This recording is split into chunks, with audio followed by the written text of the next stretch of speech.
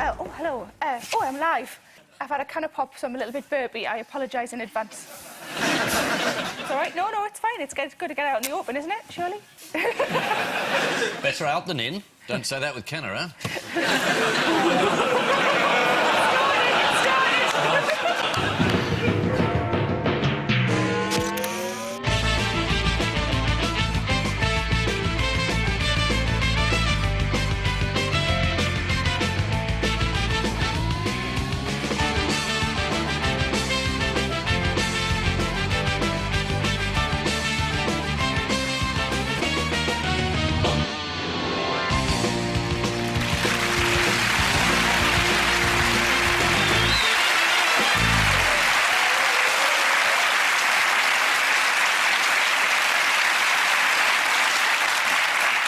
Welcome to Have I Got News For You? I'm Lee Mack, and in the news this week, in Downing Street, Samantha Cameron tries not to panic as she realises her husband has overdone it with the Botox.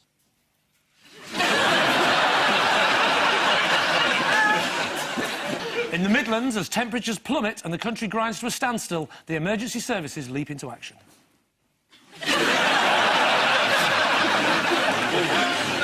And outside a surgery in London, a Strictly Come Dancing researcher awaits treatment after catching a glimpse of a naked Anne Widdecombe.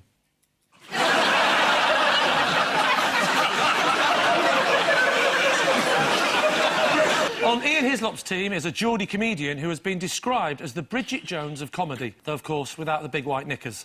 She's from Newcastle. She doesn't wear knickers. Please welcome Sarah Millican.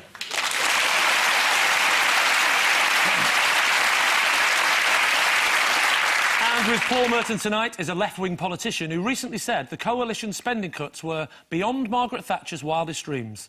Dreams which, coincidentally, regularly featured his head on a spike. Please welcome Ken Livingstone.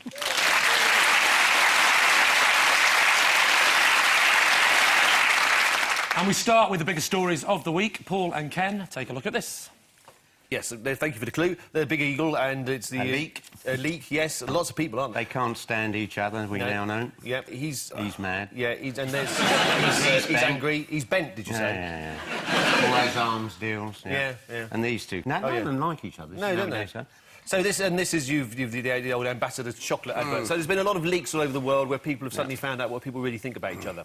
Correct. And where particularly did they find these leaks? On WikiLeaks. And the poor guy who's done it all is now desperately looking somewhere safe to hide. He's actually under here.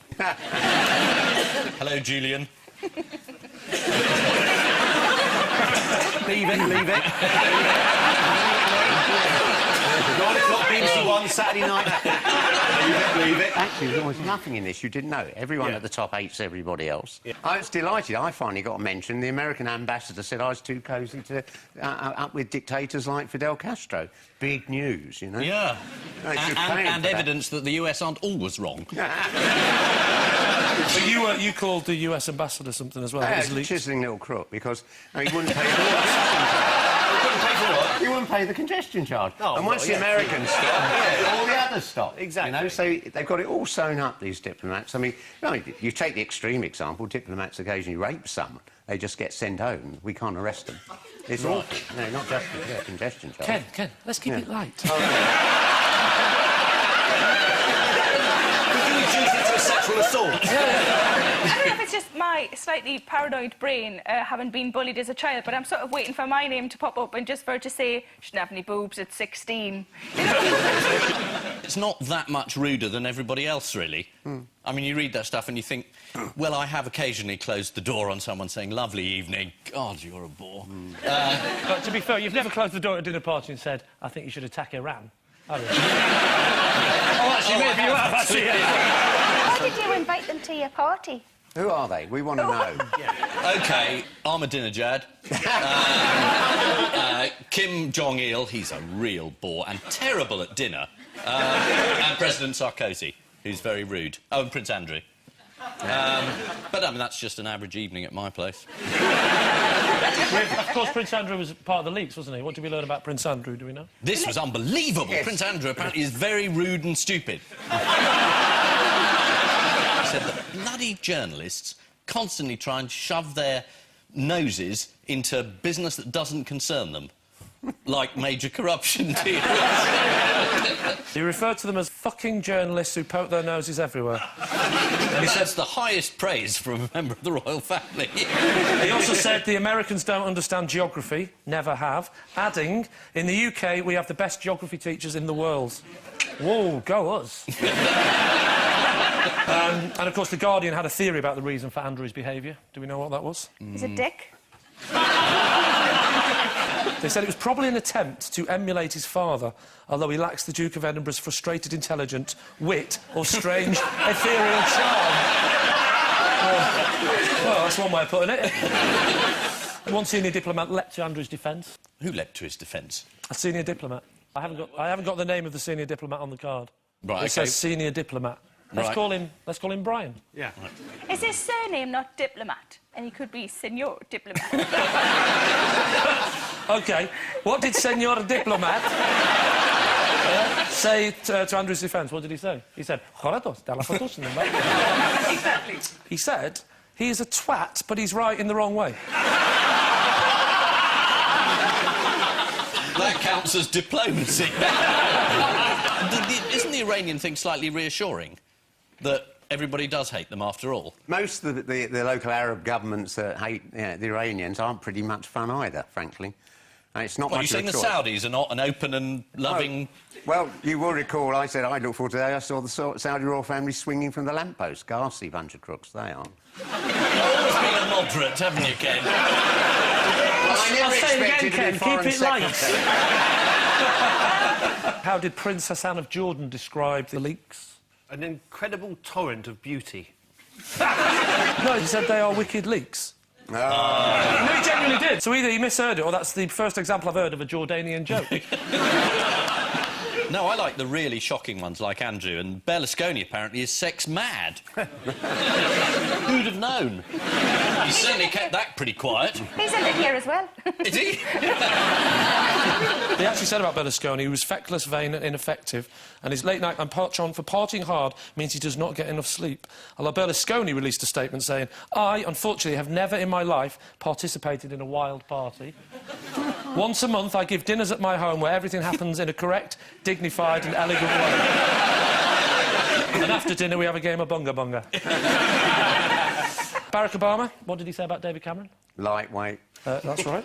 The Americans came out officially and said that now that he's got to know him better, his opinion has changed. Yeah. Very lightweight. Who else have we learned about this week? The Koreans? Yes. How was he described, Kim Jong-il? Ronry? What?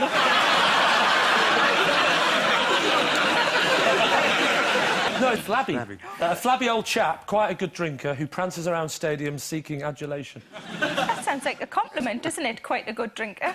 We'd take that as a compliment, wouldn't we? You'd take flabby as a compliment in Newcastle, wouldn't you? We learned that Sarkozy went into the US ambassador with his son, a dog and a rabbit, and the son dropped the rabbit, and the dog chased the rabbit, and Sarkozy chased the dog. That's probably enough WikiLeaks now, don't you? Yeah. No, that's just one. We've got another 150 cards to get through on WikiLeaks. Yes, this is the WikiLeaks scandal, which has been described as a terrible first round. I'm only joking. Go back.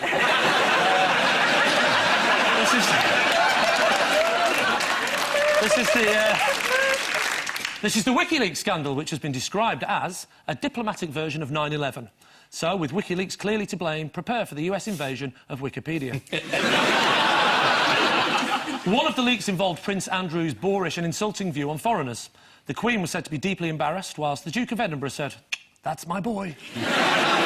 One of the leaks described an unnamed Labour minister as a manic depressive with an eye for the ladies. He was very up one minute, very down the next. That's what happens when men get to a certain age. The source of the leak is said to be Private Bradley Manning. According to The Times, Manning boasted online of how he downloaded the secret files after taking a Lady Gaga CD into the office and erasing the music. If any had left it at that, son, the whole world would have been behind you. According to WikiLeaks, an American ambassador described French President Nicolas Sarkozy as an emperor with no clothes. That's not fair. An emperor with children's clothes, maybe. Ian and Sarah, what's all this about? That's students being kettled. Yep. Oh, and that's Vince playing hopscotch. That's Ed Miliband meeting the public. Keep that hat on. Oh, Anne Widdecombe, yeah. Getting ready for Strictly. Oh, abandoning. Fair enough. Oh, blimey, he's just seen Anne Widdecombe. And he's just hired Anne Widdecombe. I don't know why he's in the news. I know the student bit. Is that they've been protesting again? They have. What about? Student fees. What, do you think Stringfellow is there because that's his suggestion for how you raise the funds? He wants to Do you have send to do back that his in a- winter payment. He wants to repay it over the last 12 years, I think. Yeah, pervy pensioner Peter Stringfellow. He's given back his winter heating allowance. He said... Pervy pensioner? Yeah. Did he give himself that title? Oh, yeah, absolutely. He's not made of string either, is he? But, you know, we're not taking everything literally. You know, it's my opinion that giving people of my standing this generous payment is totally unnecessary. Your standing? What has Vince Cable announced? He's announced a policy of putting up student fees, but he's not necessarily going to vote for it. He says he agrees with it, but that doesn't mean he's going to vote for it. Which is quite weird. And who won't care too much about whether tuition fees have gone up anymore? People in their 30s.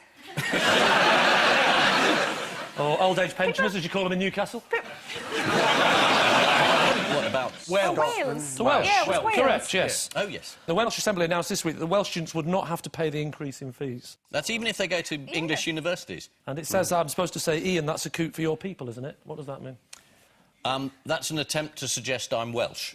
Why would I suggest that? What would be the purpose of that? Because I was born in Wales. Well, it's more of a suggestion. Surely you're Welsh. If it means I don't have to pay tuition fees when I go back to college next term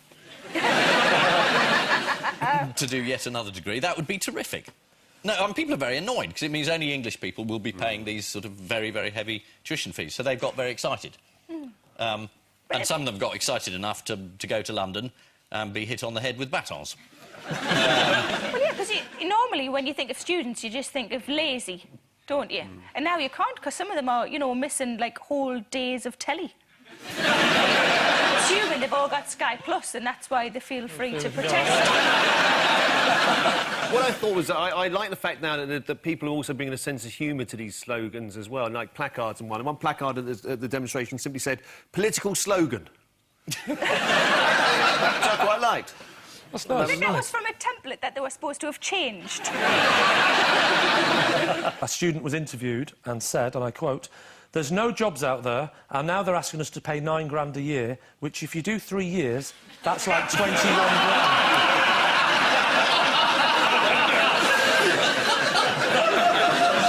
According to George Osborne, what's the good news on the economic front this week? We're all in it together. It's not got worse than we thought it would be. Oh, you're such a ray of sunshine. Come on, it's bleeding awful out there, yeah. Does the phrase lighten... We've been doing the cuts, we've been doing WikiLeaks. When are you getting onto the saucy jokes? Saucy jokes lined up. All this rubbish. Yeah. Well, let's go for that angle then. What did George Osborne say this week about 2 nuns in a bath? We employed them immensely. And any other Conservatives shown their caring side this week? Howard Flight. Howard Flight. Yeah. The newly created Tory peer said the tax and benefit system discourages the middle class from breeding because it's jolly expensive, but for those on benefit, there is every incentive. How many people sit there just about to have sex thinking about those things? Me. Yeah.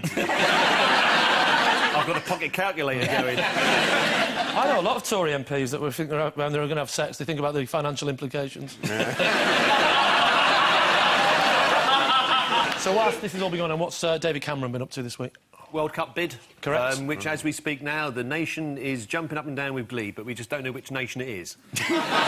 We're recording before we know the result of the World Cup bid, so we have to keep our options open. Yes. But what chance did we have with those cheating foreign bastards anyway? That's how we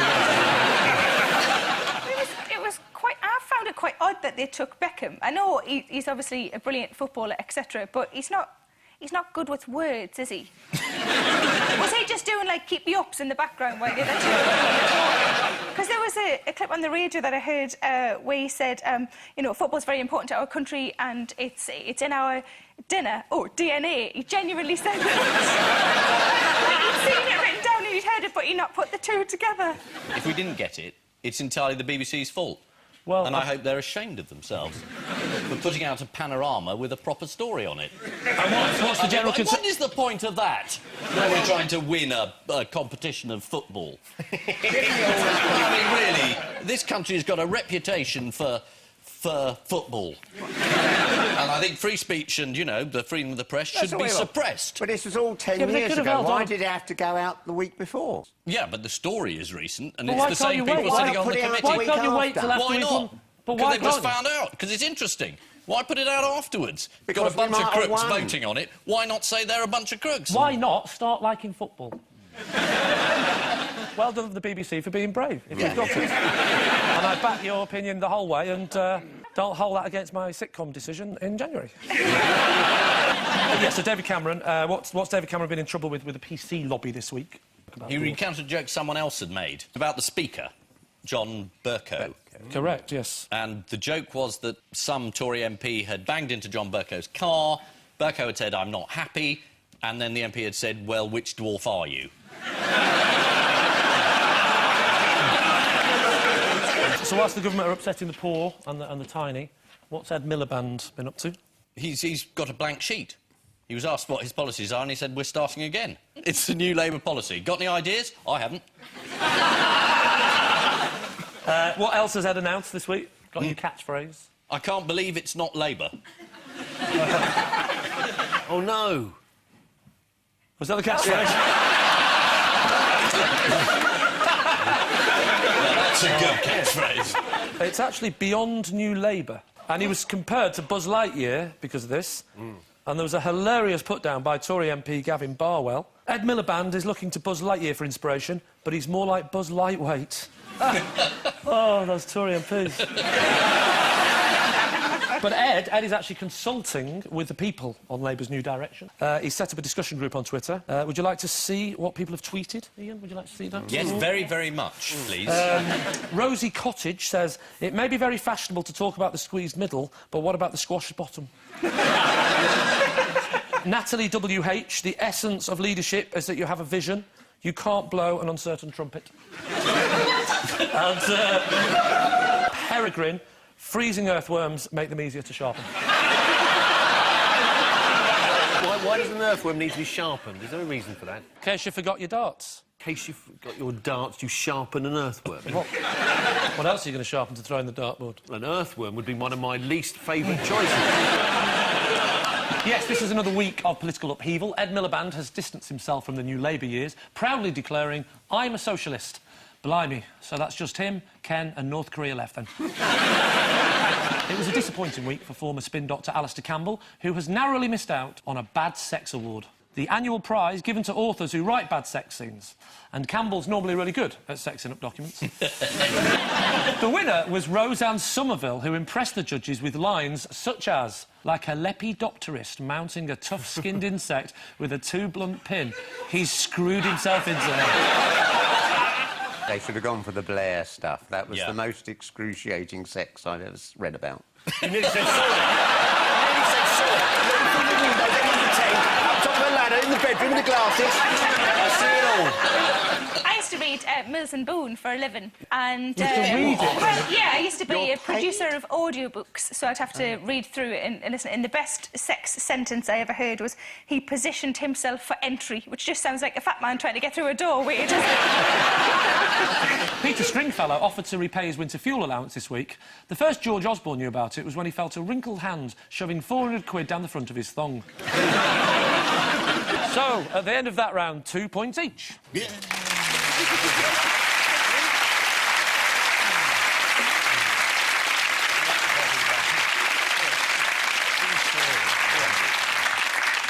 And so to round 2, the one-armed bandit of news. Ooh, lovely. Fingers on Buzz's team. Here's the first one.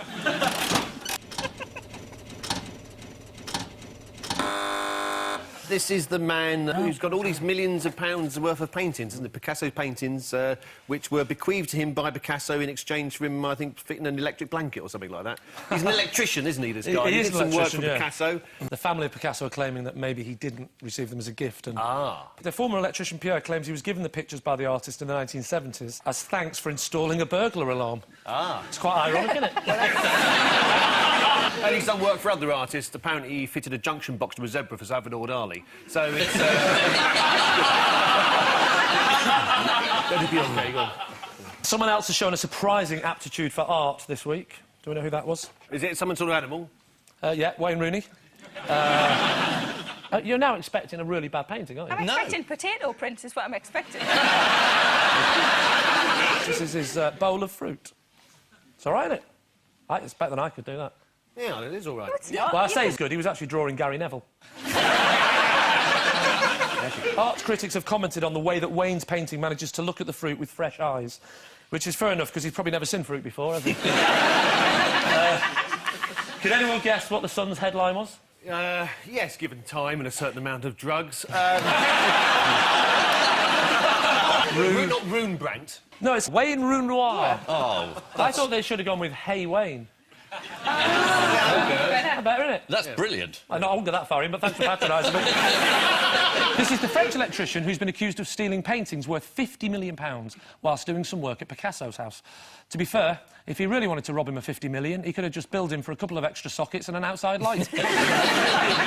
Picasso had the burglar alarm fitted after a spate of thefts. Police never caught the culprit in spite of releasing an artist's impression. Controversy is now raging in the international art world. Is he a burglar or is he an ordinary French citizen? It's so hard to tell because they both wear those same stripy tops.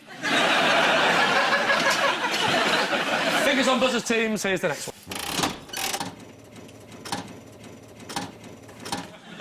Are those potatoes? You know that's not the answer to the question. Have I got vegetables for you? Is that what this is called? It is some weeks. I've no idea. Have you? No, We don't know either. Does nobody know? No. No. I thought everyone knew this. I know it. What is it? I'll have a look. It's Chris Voigt, who has eaten nothing but potatoes for the last 2 months. He's the executive director of the Washington Potato Commission. And his mission was to prove that the potato isn't the scourge of the earth. Has anyone ever said the potato was the scourge of the earth? Chris had to skip the traditional Thanksgiving meal recently. What did he have instead? Potatoes. Roast potato. No, Just potato. it's a type of potato. Baked potato. Oh, it's not baked potato. mash. Mash. Yay. But mash what? Potato. Correct. How many mountains of mashed potato did Chris Voigt have? I suppose he had 3. He had exactly 3 mountains of mashed potato, Did he? Paul. He moulded 1 serving into the shape of a turkey and browned it in the oven before serving it with mashed potato. And for dessert, a final plate of mash with a sprinkle of pumpkin pie flavouring. The cheating bastard. Fellow potato fans were encouraged to get involved in Chris's message board. What sort of things were they saying? Get a life. One of them said, I am curious, does your poo come out like mashed potato and white? Was there an answer? Because I'm quite intrigued now. To which Chris replied, in like a potato, out like a yam. Is that too much information? Yes. Yes, it is, Chris, yes. In other food news, what was auctioned for £410 this week? A boiled egg that was once eaten by Queen Victoria. You can't have it both ways, can you? She did. Do you want me to give you a clue? Should I mime it? Yeah. Yeah. Why? Giant. That'll do. Giant tooth. Would you eat your own teeth? I don't know, times are hard. It rhymes with busted cream. It's a custard cream, then. It's a giant custard cream. Or maybe it's a normal-sized custard cream and 2 borrowers eating it. A study claimed an estimated 25 million people in Britain have been injured by biscuits. 28% had choked on crumbs, 10% had broken tooth or filling, 3% had poked themselves in the eye with a biscuit, 7% were bitten by a pet trying to get to their biscuit. And true, 1 man ended up stuck in wet concrete after wading in to pick up a stray biscuit.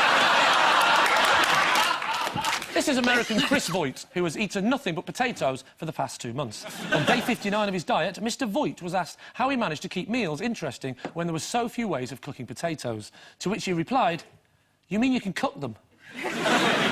Mr. Voigt doubled the original length of his potato-only diet to 60 days because, as he said, anyone can do anything for 30 days.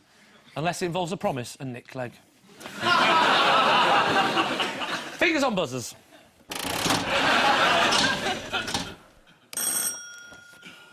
Who's he? He's claiming to be Mullah Akhtar Mohammed Mansour. Oh, I know who this is. You know who it is? Yeah, so who is it? It's not him, anyway. This guy was supposed to be the deputy leader of the Taliban and got all the way to Washington, nice flight, the attention, and then said, oh, sorry, no. I'm not. No, MI6, our intelligence services, said we're going to negotiate with the Taliban and we'll get you Mansour, who's a sort of big Taliban leader. Anyway, they got this bloke and they paid him a huge amount of money and everyone listened and he said, oh, we can do a deal. And then he went away and they said, oh, he's not Mansour at all. He's a shopkeeper. And so we've wasted a huge amount of money. And the intelligence services have got red faces, really. And the reason why they were particularly suspicious about the imposter's negotiation was because he'd never asked for a withdrawal of Western troops before formal talks with the Afghan government began. And also, his beard was attached by elastic. Bill Harris, until recently the most senior US representative in Kandahar, shared his thoughts on who was to blame. Who did he finger? The Brits. Different question, isn't it? No, he said, something this stupid generally requires teamwork. Yeah, this is a shopkeeper from Pakistan who conned MI6 out of as much as $500,000 by convincing them he was a leading Taliban commander. When they heard how the British security forces had been duped, the Taliban celebrated in their usual way. Dancing in the street was clamped down on even harder.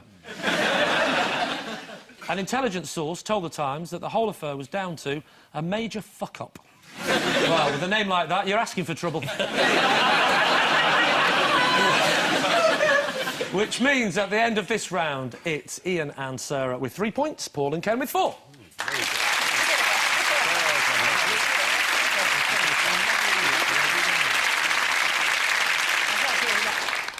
Time now for the odd one out round. The 4 are Harrison Ford, ITV1's breakfast show Daybreak, Stephen Fry, and Sunday, April the 11th, 1954. I think that's the only date that nothing happened on.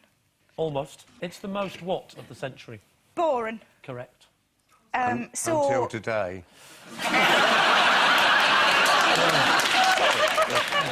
had a lovely day. So nothing at all happened in 1954 on that day? No, because it's a computer programme where they put in all the different facts of what happened when, and that's the day that's come up where the least things have happened. Absolutely right. After finding that every other day of the last century had at least one major occurrence, computer programme William Tunstall Pedo had calculated April the 11th, 1954 as the most boring day in the 20th century. So we've now established that that's boring. Well, the Daybreak couple aren't exactly exhilarating, are they? So maybe... maybe they're boring as well. Do you not like them? I've not watched them. Right. I've not liked them enough to watch them. Do you watch The Other Side? No, it's morning, love. I don't do mornings. Stephen Fry the odd one out because he's clearly not boring. Well, no, he's not. He's been labelled boring as well. Oh. They have all been branded boring, apart from ITV's Daybreak, which was described in much more critical terms by its presenter Adrian Childs this week. He said it was a disaster. According to the Sunday Mirror, Childs launched a blistering 4-letter attack on his own breakfast show, branding it a crock of shite. I'm not sure they've quite understood the essential feature of a 4-letter word. We get the point. Did he do it on the actual show, though? No, he didn't do it on the... No, he didn't get sort of 7 a.m. Tourette's. Welcome to a crock of shite. He actually told The Guardian, I get in the car at 4:05, I say hello to the driver, he says hello to me, we both say how knackered we are, then I read the papers. And I read that I'm the ugliest man that's ever presented a programme. And that the programme is the worst thing anyone's seen, and it's tanking and a complete failure. I've read all that by the time I've gone round the Hogarth roundabout, so my day's bottomed out by 4:15 a.m. And then people say the problem is I'm grumpy. Well, I'm grumpy for a reason. Maybe you should just read, like, Heat magazine or something instead. But Charles isn't the only presenters who've been having trouble this week. Let's have a look at Charlie State on BBC Breakfast recently. More than 2 million people in the UK have put money into Irish banks, often attracted by good interest rates. But... He could have got away with it had she not given him a look. Yeah, but... Again, I'd like to see that again. More than 2 million people in the UK have put money into Irish banks, often attracted by good interest rates. It's a buzzer, isn't it? It sounds like a buzzer, doesn't it? It's... No, it's not that buzzer. You need your Is that the bowel noise you singing. make when you... Harrison Ford, the Indiana Jones star, was recently described as boring by one of UK's most feared and respected film critics. Oh, sorry, no, Claudia Winkleman. Which film did she think was boring? Well, she said that he was boring. She told the Mirror, "I was excited about meeting Indiana Jones, but my expectations were too high. He ended up talking about his love of carpentry." That's because Indiana Jones is a character. Film critic Claudia Winkleman recently described movie star Harrison Ford as a little bit boring. Well, I certainly yawned my way through Star Wars, Indiana Jones and Blade Runner, and yet Strictly Come Dancing, It Takes Two has me on the edge of my seat. Stephen Fry famously quit Twitter last year after a fellow tweeter said he admired and adored Mr. Fry, but added that he found his tweets a bit boring. Sorry, Stephen. And of course, he quit Twitter for a while. Then he returned, but recently quit yet again after he caused controversy with something he said in an interview. Oh, it was something about women not enjoying sex, is that right? Yes, and that the only reason they sleep with men is... Money. Yeah, fight the good fight, sister. Because sex is the price they are willing to pay for a relationship with a man, which is what they want. Going back to the date as well, there are a couple of things that did happen on that day. Does anyone even hazard a guess? Hazard a guess at what happened on a day that we've never thought about in 1954. Yes, Mrs. Lillian Morris of 23 Shepton Way, Shepton Mallet, turned into a horse in front of her startled husband, who was expecting something smaller. You're close. It was the footballer Jack Shufflebottom, who played a handful of games for Oldham Athletic, and Notts County died on that day. Some may say that April the 11th, 1954 was a boring day, but I know different. I happen to know that it was that day that an 8-year-old Ken Livingstone acquired his first newt. It was 3 years later. I think you'll find that's a minute detail. Is that true, Ken? It was a male smooth newt and it was 1957. Everyone remembers their first newt just like their first sex, you know. Did the two things coincide in your case? After Stephen Fry was accused of being boring on Twitter, he decided to stop tweeting because there is too much aggression and unkindness around. Oh, piss off, fatty brain box. Which means, at the end of this round, it's Ian and Sarah with 4 points and Paul and Ken with 4 points.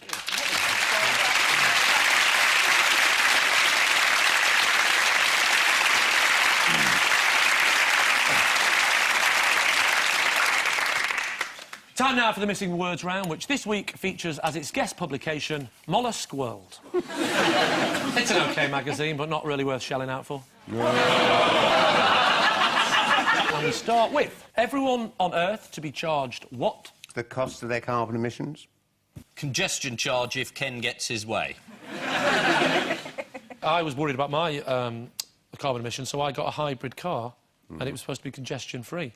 And Boris has reversed the decision. Oh, God, he has. And my car now not my fault, blame Boris. Will you let my car be congestion-free if you come back in? If you vote for me. Right, well, let's do it. I say hybrid, 6-litre Jag. No, we did... It's only a matter of time, isn't it, Ken, till you're back? I'm counting down the 2010. days. 17 months. It's going to be a long 17 months. Are you going to be in before the Olympics or after the Olympics? 10 weeks before. All right. If you get in, are you going to keep the Olympics? Did I get it right? No, you didn't, actually. No, you you weren't even close, but it was a good way of getting across your manifesto. Everyone on Earth to be charged for using sun, says Spanish woman. This is Angela Duran from Galicia in Spain, who has registered a claim to own the sun. so she can charge everyone on Earth for using it. Lawyers say technically she can buy the sun as long as she's resident there for 3 years first. If she succeeds in her claim, she stands to make millions from Spain, billions from Australia and £2.58 from Scotland. Next, what no longer found in 2 Mile Bottom? Mussels no longer found in 2 Mile Bottom. Squid? Is a squid a mollusk? No. Mollusks don't have to have a shell. Oh, don't they? No. Is a newt a mollusk? No, it's a vertebrate. See the way he said that, like everyone should know about newts. No, you idiot. Didn't you...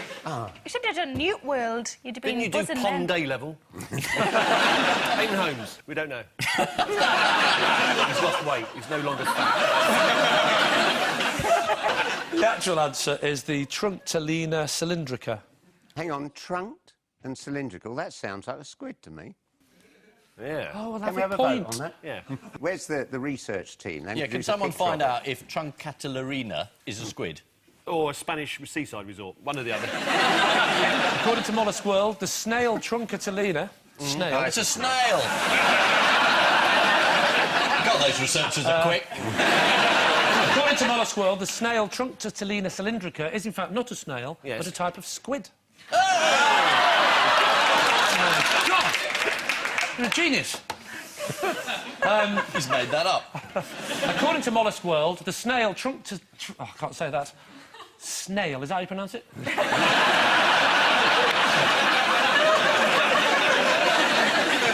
According to Mollusk World, the snail Truncatellina cylindrica was last seen at 2 Mile Bottom in 1952. So it should have just about reached 2.5 Mile Bottom by now. Next, Queen what by goats? Seduced.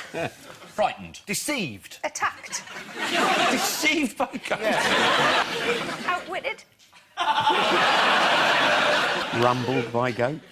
What, they found out she wasn't a goat? No. There's one here with a crown on, lads. The answer is Queen bowed to by goats. During a state visit to Oman, 2 goats bowed their heads to the Queen. According to BBC News, the royal trip is part of a government move to enhance the UK's relationship with the Gulf Arab states, in what Prince Philip calls Operation Towelhead. Next, just what, darling, back in 5 years? Following a mollusk to the front gate.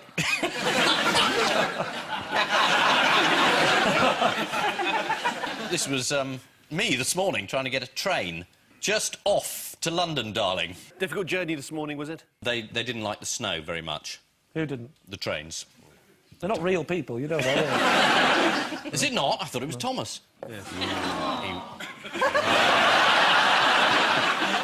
Not even Ronnie the replacement bus turned up. It was a bad morning. It was Sammy Sodoff. The Russian spy. It's going shopping. Just going shopping, darling, back in 5 years. According to a survey for the Clothes Show, women spend 11.5 hours a week trawling the high street looking for shoes. Only because they're wearing the shoes out, spending 11.5 hours a week trawling the high street looking for shoes.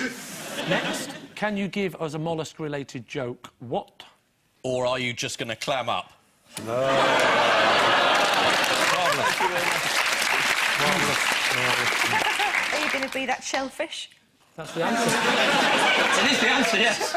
Why don't oysters give to charity? Because they're shellfish. Yeah. It's a bit of an old joke, of course. The correct answer is because under the coalition government, oysters, like everyone else, don't have enough disposable income to give to charity. What has a hint of cabbage? Anne Widdecombe's dressing room. Is it a type of wine that has a hint of cabbage? A fizzy sort of wine. Champagne? A particular brand of... Is it Every little helps. Tesco champagne? Correct.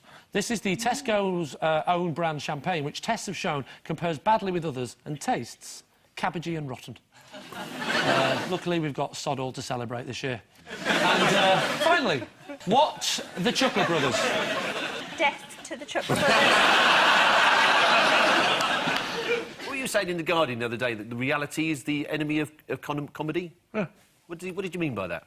I say it's too much realism in comedy. But Like The Office and stuff, it's good, but I mean, too many people have copied it. There's nothing realistic about 2 nuns in a bath. You've led a sheltered life.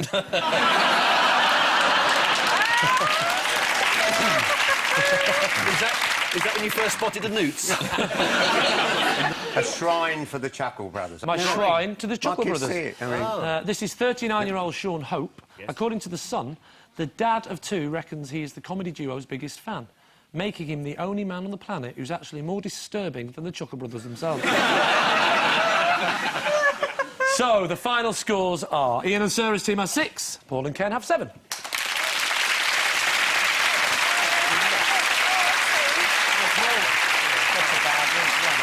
But before we go... Ken looks incredibly happy there. That's a win, Ken. Do you remember that feeling? yeah.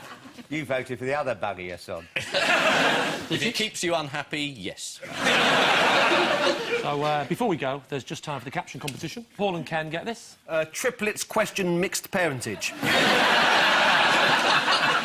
Ian and Sarah, have that. Everyone a winner.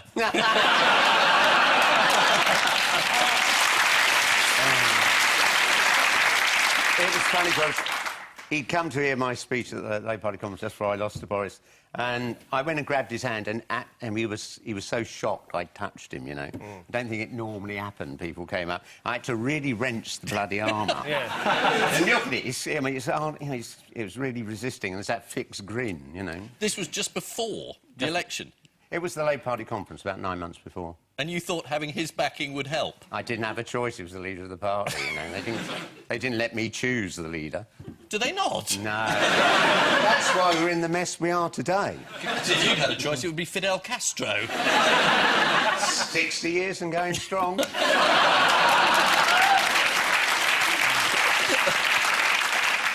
And I leave you with news that, in a bid to kickstart his career, Jim Davidson does a night at the Delhi Empire. On her first visit to his Hampstead home, there's a shock for Katy Perry when Russell Brand forgets to clear out the fridge. And after a tense EU summit meeting, the Irish Finance Minister offers to pay for dinner.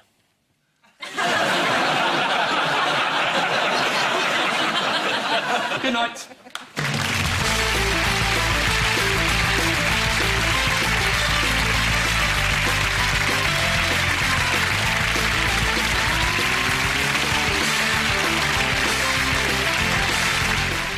Sandy Toksvig, Rob Brydon and Fred Macaulay contemplate life's highs and lows next on BBC Two in QIXL. And BBC Three has comedy lined up for 10:25 in the shape of Russell Howard's Good News.